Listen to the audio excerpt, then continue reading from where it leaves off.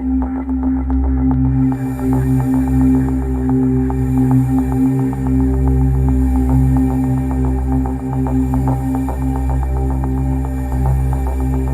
Witch's Lantern. The forest was dense, its shadows weaving together like fingers locking hands as Ian wandered deeper into its depths. He had been hiking all day, but as the sun dipped below the horizon, he found himself far from any familiar trail. The trees seemed to close in around him, their twisted branches whispering secrets he couldn't understand. With each step, the path beneath his feet grew narrower, disappearing into the gloom. As the moon rose, a silver crescent hanging low in the sky, a faint light appeared in the distance.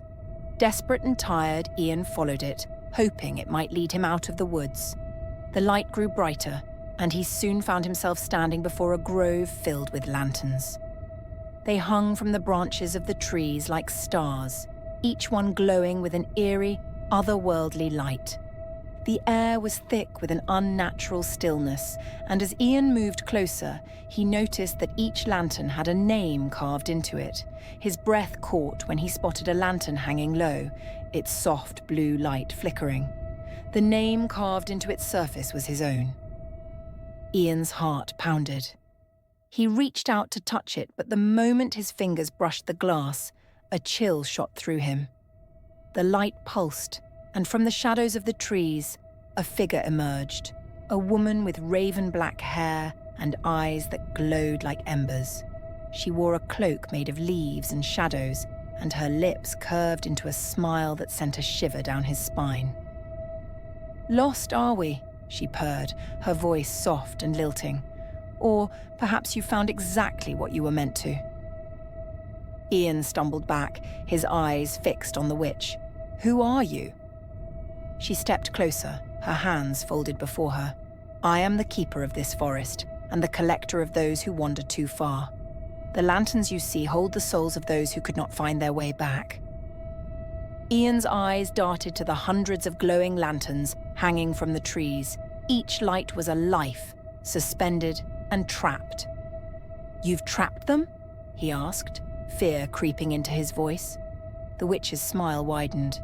"They were lost, and I offered them a chance, a riddle to free themselves. Some failed, others simply gave up." Ian's eyes returned to the lantern with his name. "And mine?" She reached out, tracing a finger over the glass. "This one belongs to you, Ian. You are now part of my garden." She paused, her smile fading. "But I am not without mercy. I offer you the same chance I give all who find themselves here. Solve my riddle before the moon disappears, and you may leave your soul intact." Ian felt the weight of her words, his gaze shifting to the moon, which hung like a glowing pearl, creeping steadily across the sky. "What happens if I fail?" The witch's eyes glittered. "Then your soul will join the others, and your light will glow in my garden for eternity." His heart pounded, but he knew he had no choice. "I'll take the riddle." The witch's smile returned, a glint of satisfaction in her eyes. "Very well." She waved her hand, and the forest around them seemed to darken. The lanterns dimmed, and only the pale light of the moon illuminated the clearing. "Listen carefully," she whispered, her voice like the rustle of leaves. "I am taken from a mine and shut up in a wooden case from which I am never released, and yet I am used by almost every person. What am I?" Ian's mind raced, the riddle echoing in his thoughts. Taken from a mine, shut in a wooden case. He whispered the words, trying to piece together the clues. The witch watched him, her eyes unblinking, and he could feel the pressure of time ticking away as the moon crept further across the sky. He thought of minerals and metals, of things locked away. "Coal?" he guessed, feeling a sliver of hope. The witch's smile vanished, replaced by a look of cold satisfaction. "Wrong." The lantern with his name flickered, its light dimming. Ian felt a chill spread through his body, as if the warmth was being pulled from his very soul. He gritted his teeth, fear creeping into his chest as he saw the moon inching further toward the horizon. "Another guess?" she asked, her tone almost bored. He swallowed, his mind racing. The riddle had to have a simple answer, something he was overlooking.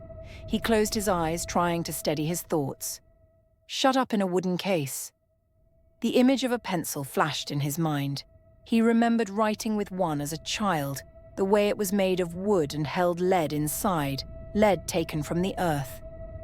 "Pencil," he whispered. The witch's eyes flashed, and for a moment Ian feared he had failed again. But then she let out a slow, reluctant sigh, and the lantern's light brightened. "Correct," she said, though there was no warmth in her voice. "You have solved my riddle." Relief flooded through Ian, but the witch's gaze remained fixed on him, her expression unreadable. "The moon is still high. You may leave, but I offer you a final choice." Ian's eyes narrowed. "What choice?"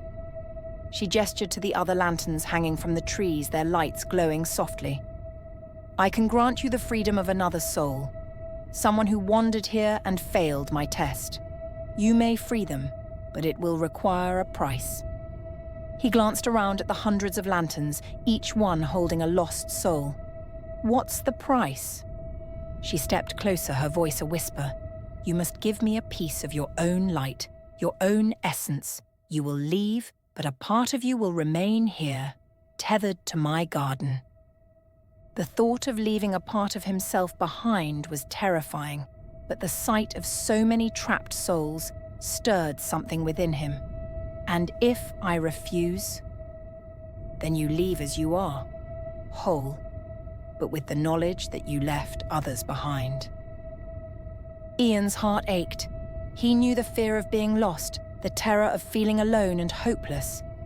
Could he really walk away, knowing he had the power to save someone?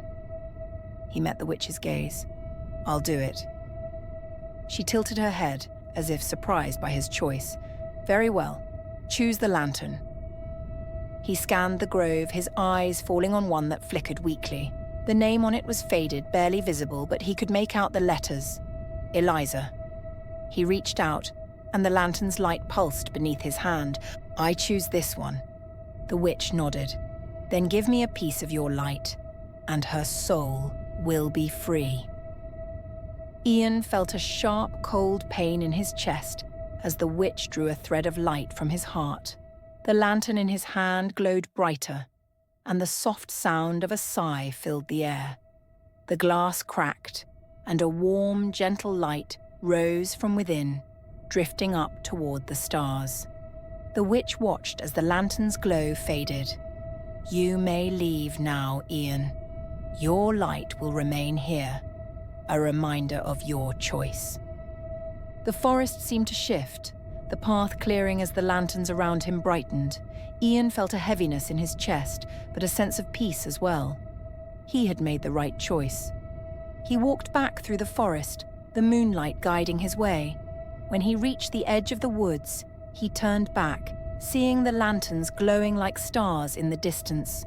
His own lantern flickered among them, a reminder of the light he had left behind. As he stepped out of the forest, he felt the chill lift. The witch's lanterns were still there, hanging like ghosts in the trees, but he knew he had done what he could. He had faced the riddle, and he had chosen compassion over fear. The forest whispered as he left, its shadows retreating into the night. I hope you enjoyed the short story. Like and subscribe for more. Thank you for wandering the foggy paths of Mystmoor with us. As the shadows lengthen and the mysteries deepen, remember, some secrets are best left buried. Until next time, stay curious, but beware what you may uncover in the mist. Farewell, brave souls, from Mystmoor Mysteries.